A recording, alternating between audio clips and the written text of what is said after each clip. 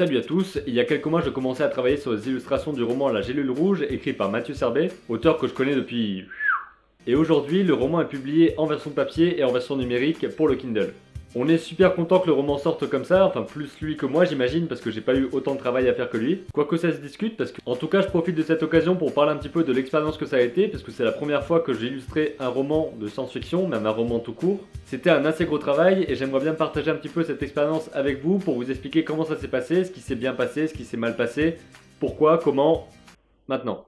Pour résumer, il fallait produire entre 40 et 45 illustrations. À chaque fois dans le texte, il avait mis qu'il fallait telle image à tel endroit. Si vous voulez plus de détails sur comment ont été réalisées les illustrations, il y a plusieurs vidéos dans cette playlist, dans la fiche et dans la description, qui parlent plus en détail de comment elles ont été faites directement en termes de dessin, en termes d'image. L'important dans ce genre d'expérience, c'est d'avoir un style visuel qui soit assez cohérent tout du long, parce qu'on ne peut pas commencer avec une image qui ressemble à telle chose et finir avec une image totalement différente, ou en tout cas pas en termes de style, pas en termes de cohérence graphique. Parce que si on part d'une image en noir et blanc réaliste et qu'on finit par une image très simplifiée en couleur avec un style cartoon, ce genre de cas peut certainement arriver, ça peut être justifié par l'histoire, mais là en tout cas il fallait que ce soit cohérent tout le long. Donc pour moi, de mon côté, il fallait vraiment que je sois, on va dire, cohérent, persistant et que le style graphique ne soit pas complètement variable. Et pour ça, il fallait être assez consistant et discipliné dans le travail à faire. Il n'y a pas eu un gros travail de recherche visuelle en amont, j'ai pas fait beaucoup d'esquisses, j'ai pas fait beaucoup de tests. À chaque fois, l'image que vous voyez dans le roman, c'est l'image faite directement comme ça. Ça a des avantages, ça a des inconvénients, on va dire que c'est plus spontané, mais il y a beaucoup d'erreurs et beaucoup de défauts que j'aurais rectifié si j'avais eu plus de temps, ou plutôt si j'avais pris plus le temps de le faire. J'ai commencé à travailler dessus en septembre et j'ai arrêté en novembre. Évidemment, c'est pas un travail à temps plein, ça veut dire que je travaillais pas toute la semaine, tous les jours sur les illustrations, parce que pendant ce temps-là, je continuais à aller en cours, à faire mes vidéos, il y avait plein de choses. Mais je faisais attention de travailler quelques heures par semaine sur le projet pour avancer à chaque fois image par image et lui envoyer directement pour qu'il puisse les intégrer au roman.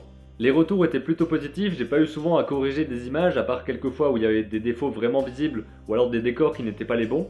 Il y a certaines mises en scène et certains dessins que je trouve finalement... J'ai parfois un petit peu envie de les refaire pour améliorer tout ça, mais j'imagine que c'est normal, après avoir produit comme ça, d'avoir envie de retoucher certaines choses, parce qu'on ne voit que les défauts.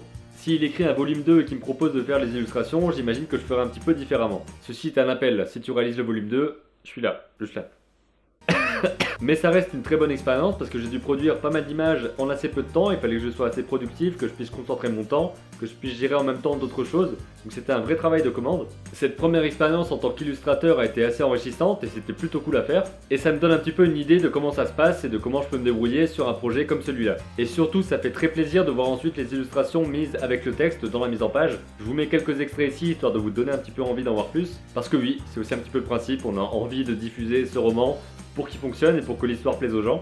Donc bien évidemment, les liens pour vous procurer le livre en version papier ou en version numérique sont directement dans la description et aussi dans la fiche. N'hésitez pas à dire ce que vous en avez pensé, que ce soit au niveau de l'histoire, au niveau des images, au niveau du texte en lui-même, parce que des commentaires constructifs seront très encourageants, que ce soit pour l'auteur qui va écrire la suite du roman ou pour moi qui vais avoir d'autres travaux d'illustration par la suite. Tout est constructif, enfin pas tout, mais vos commentaires pourront l'être, j'espère.